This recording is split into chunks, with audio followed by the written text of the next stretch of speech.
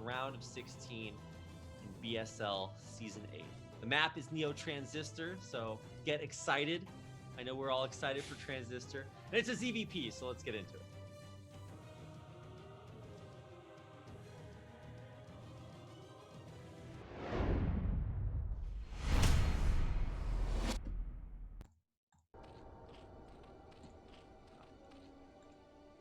Okay, here we are in the upper right-hand corner in the green. From Denmark is Avi-Love. In the bottom middle, we've got our South American Protoss coming off of a nice victory versus SPX. It is LaAbuela. So Protoss versus Zerg on Transistor. I don't think I've seen many Protoss versus Zergs on here, actually. So I would imagine Reaver would be good just because of how much you can harass, but LaAbuela doesn't strike me as a Reaver Sarah player. If this was Bonneth, I would predict this. You know, you never have to look for a Nexus in that matchup. You already know where it is. It's only in one place. But I totally agree. It actually kind of like, it's a little bit odd to not see, obviously Bonneth is, pre-qualified, but I really look forward to seeing Bonneth in early rounds of tournaments, because it's just like, how do you make an accurate bracket without sacrificing some poor soul to the one base Reaver gods? It's a hallmark of good opening rounds in tournaments. But yeah, I don't think LaAbuela is going to play quite that way. For Avi-Love, I mean, I don't think he can get away with the way that he played in his first game, certainly. I know it's a different matchup, but he was kind of playing no rush 20 there. Where are we putting our gases? Ooh, Forge. Well, you can't have no rush 20 games on this map. And there's actually a game that I saw of Flash versus Brittany. So the guy that is a huge clown in the Korean scene. No joke. Brittany scouted 14 command center. He was already going 12 Nexus. So he went another Nexus. So he just built two Nexus before Gateway. So Flash scouted him and he tried to react with a Marine pressure after a 14 command center. One zealot just stopped it. And then Brittany turned on vision for part of the game. Oh, because he was so far ahead. It was hilarious. So that's what we're dealing with Transistor. Okay. This map is so punishing in certain matchups. Oh my god. Well, like you said, I haven't seen a lot of ZVPs on this map either. So I don't know exactly what the openers are looking like. I would assume it's Overpool from Avi-Love. And actually, we had 12 hatch. Okay, 12 hatch. All right. Yeah. Greed. But I think Greed is good, not just the cheat code. And at least it's going to be good for Avi-Love here because LaAbuela, even though he scouted him first, LaAbuela is actually going. Oh, wow. Yeah, because like where the cannon, the wall in for this map is weird because of the double ramp. Yeah. You got a cannon the cannon has huge range, but you got to be aware that you can get Speedling run by from both sides. You got to be very careful about that. But LaAbuela saw what's going on, so he's, powering extremely hard. Remember us talking about in the Yeti versus Tai 2 series, how the cybernetics wasn't even done until 5 minutes. So we're going to actually see when it completes this time. I think it's going to be around 4 minutes. So it's going to be much faster this time. Now, this is what I was really curious about. Where's our third base going to be? Because now, think about it from Abby's point of view. He's exposed on the right side. Do you see a hatchery up here? No. So he's not going to be able to build Sunkens at his Nat necessarily. Yeah, sometimes this is why I think you see a lot of 5-hatch Hydra, because you do need to build a hatchery there in order to get Sunken defense, which is obviously pretty important. Because even if you defend from the front and you get attacked from the back, your third is open, but then if they can't get to your third, they just run into the other entrance to your natural. So yeah, that is definitely wide open. And actually, we talk a lot of trash about the 9 o'clock spawn location, but if you're playing 9 o'clock versus somebody up top, that is a difficult matchup. Yeah, so we do have Lair from Avi-Love coming in. We're not seeing any 3-hatch Hydra play that we saw Tai 2 play earlier. So it's not going to be 9-7-3-4. Surprisingly, LaAbuela or Avi does not play like Tai 2. No, yeah, surprising. But I am, I was saying earlier that 9-7-3-4 kind of isn't in fashion as much these days because Protoss players were just going instant Citadel. We even saw more Protoss players go into what I thought was going to be the counter, which is Reaver play.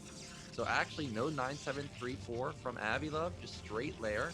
Now, this is probably going to be 5 or 6 hatch Hydra simply because of what you said. You got to be able to defend all these areas. You got to actually have units. So I'm expecting that to come in pretty soon. Now, what is the follow-up from LaAbuela? Because we don't really see anything just yet. Oh, there we go, Citadel. Okay. So it's going to be Citadel. I actually agree with you. I think Reavers are fantastic on this map just because of how open that natural expansion is. Yeah. So, I mean, it's not going to be Reavers. Reavers have kind of fallen out of favor, at least in a lot of the tournament games I'm casting. Oh, catching the probe? Wow! That's not a Bisu probe for sure. No. I mean, if a 5-minute scout, you can't really ask for much more. But if I was Protoss and I saw this, I'd actually be kind of mad because we didn't see any links. So this guy literally built no links for 5 minutes. That would Wait, how many links does he have? Is it literally okay? He just built. Yeah, he just built them right now. So one zealot could have done a lot. Yeah, disgusting. It's like when Protoss double expands off of one. It's like, well, good job, I guess. Yeah, you did it. We should get Artos's input on Protoss players that expand off one. That's why he's got all those great Protoss emotes. Oh, I saw his new emotes. I'd never seen Ardo Terran and Ardo Zerg. Oh, You know what Ardo Terran is? No. The Albert Einstein. It's a picture of Albert Einstein. Oh my god. Get me out of here. Oh my. Artosis emotes the best. Well, we got second only to Nyoken emotes. Yes. Well, we got a lot of links here, and there's a hole, dude. We can just run into the main. He doesn't know, by the way. He doesn't have high ground. He doesn't vision. know. Well, now he does. Oh, breaks around. Gonna pick off this zealot. Oh my god. Thankfully, there's a Cape Boy out, so he is gonna save the day. His little leotard. And on the other side of the map, what is happening here? What are we doing? We actually have Mutas. Mutas. Muta's coming out because, as I said, 973 has been being countered often by straight Citadel, which means you don't got a Stargate. So Mutas should, in theory, deal quite a bit of damage. And I like what Avi-Love has done here. He's built, I think, 5. I'm looking for the 5th one. The 5 is what you need to one-shot the probes. DT coming into the main, sneaks by. Uh-oh. Well, at least the Zerglings are there, so it's not like it's going to deal catastrophic damage. The Mutas are out, and at least the DT scouts the Mutix coming. The problem is that they're already here. They're already getting +1 carapace, and there's no Stargate. No Stargate, +1 armor, halfway. Ooh, Dark Archon. Oh, baby! Where is TT1 in the chat? This is the TT1 build, and Archon is already completed. So if we get a Maelstrom off, Archons are just gonna melt these Mutas so fast. Yeah, but you guys might have seen Best building Dark Archons. No, the TT1 build. TT1 for sure. got our best got this on TT1. Here come those Mutas. I'm gonna try and get a. He's actually quite a few. I was gonna say, here. what is the research time on Maelstrom? It's got to be a lot. This thing is just slow as molasses. So he's not revealing the Dark Archon, as you do. Yeah, he's just got to build up the energy first. So it looks like we're about like 35 seconds away for the energy. But actually, if he tries to cast, well, I guess he can catch him really anywhere. I'm kind of just gauging the Sim City if the Archons will actually get blocked by like probes. Like, it would be so unfortunate you catch it, but then like probes block the Archon. Maelstrom, it's like 7.5 seconds? Yeah, it's like 8 seconds or so. Okay. So Mutas are in a dangerous position. Still don't see the Dark Archon, but we still got about 10 seconds or so. Maelstrom's done. No energy, or not enough energy yet. Yeah. 5 seconds away, but hey, the Mutas are flying back home. Yeah, and oh my god. Oh, he's building more Mutas, so I'm wondering if he's like really committed to this. But as I say that, we see the evolution chamber has started Hydras. I mean, you go Carapace, like they're gonna be good against everything except Maelstrom Storm. Yeah. Or Maelstrom Archon. So okay. Let's see what it does. Here come more Hydras, but here come those Mutas. Are they gonna get caught?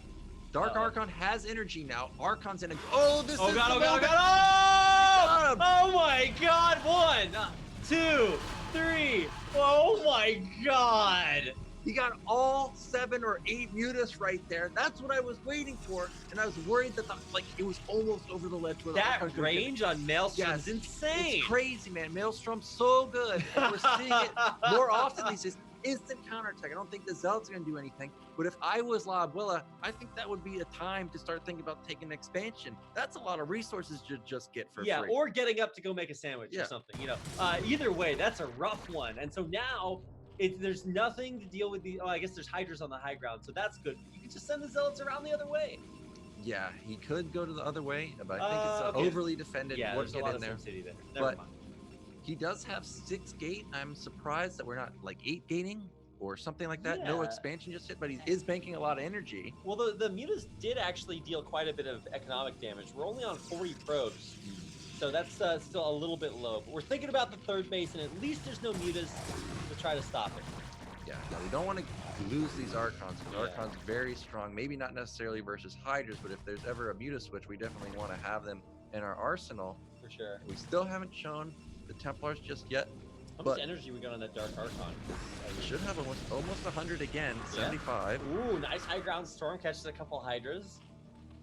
Yeah, and LaAbuela, I think, really should feel confident to take another base. But like you said, the Mutas actually killed quite a few probes. I didn't realize we were only at 40 or so. Yeah. But now he's going to start taking his base. But as I pointed out in the Tai 2 series, 99 supply versus 97. If you're Zerg in that position, you're feeling great. Oh, yeah. Well, especially because your opponent still doesn't have a third base. Yeah. You've stopped it like just that one time. And do we have Hive yet? No, he's going up to Lurkers. Lurker aspect about halfway done. He's about to hit 1-1. Yeah, he's got double upgrades going at his third base. He's already got Here we +1. go. Oh! He doesn't even need the Maelstrom. Those storms are just too good. Okay, yeah, he didn't use it. Just checking. He actually ran out of storm though. His storms were so good that he was like, wait a second. Oh, wow, that was better than I expected. So, time to head back. See if he can throw down a Nexus. He's going to take this mid-right base. I'm surprised he's expanding towards the Zerg. Usually you don't do that as Protoss. Well, also there's just a 6 o'clock base that's just right there. Yeah. So. But if he gets it up and running, you know, it's going to be dropping. Yeah. Well, he is dropping, loaded up 12 Hydras.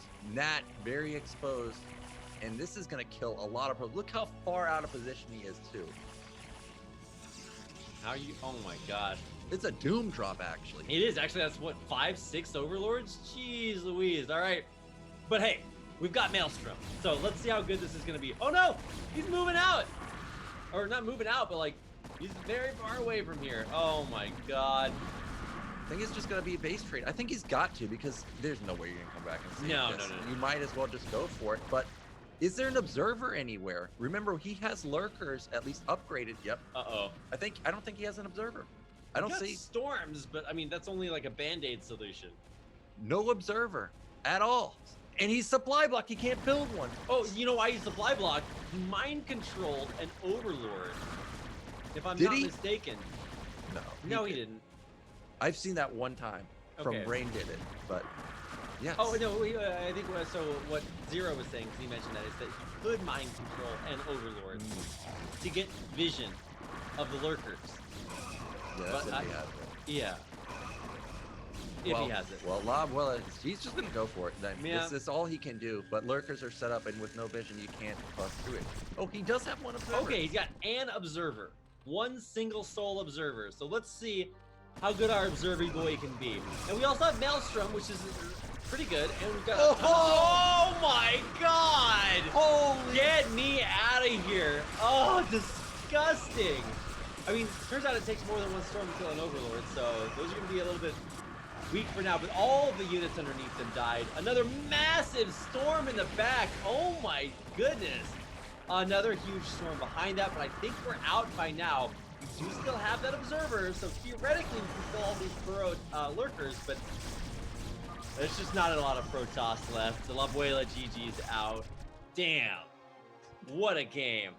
That might be the best Maelstrom I've ever seen. It's just so choice, because you're right, he like added on extra mutas, and he's like, I'm really gonna go get damage now. And then it's just like, there's a StarCraft 2 GIF of this guy playing StarCraft 2 with a controller, and there's like force fields in that game, and banelings that are like zerglings that explode, right? And anyway, so he pushes one button on the controller. It's like a GIF, so it's not real, but he pushes one button on the controller, and it puts force fields around like all the banelings. Then he pushes